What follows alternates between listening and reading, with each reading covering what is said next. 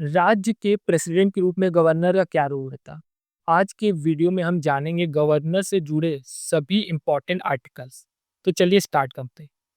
पहला आर्टिकल है 153, governor of state.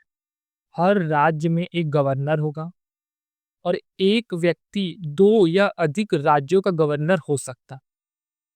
फिर article 152, executive power of state.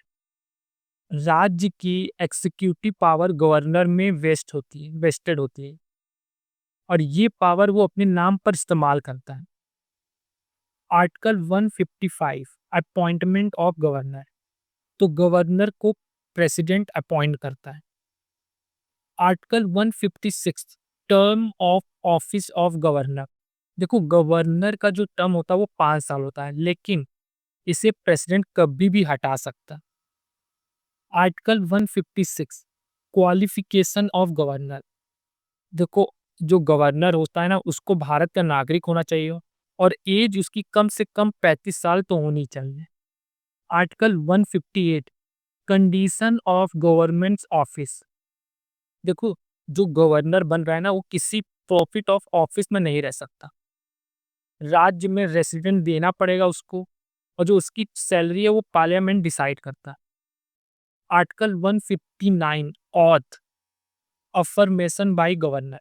देखो, जो चीफ जस्टिस होता है हाई कोर्ट का या कोई सीनियर मोस्ट जज होता है, वही गवर्नर को ऑथ दिलाता है। Article 160, discharge of the function in contingency.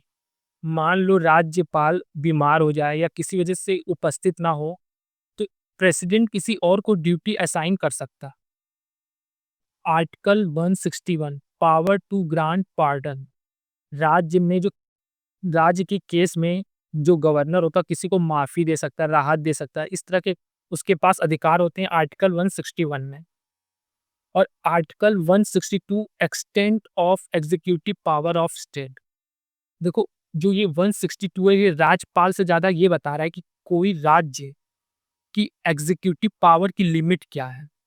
मतलब वो किन किन विषयों पर, सब किस किस सब्जेक्ट पर कानून बना सकता है, या तो एक तो स्टेट लिस्ट पे बना सकता है या कंकरेंट लिस्ट में। तो आपको हमेशा याद रखना है आर्टिकल 154 और आर्टिकल 162 में अंतर क्या है।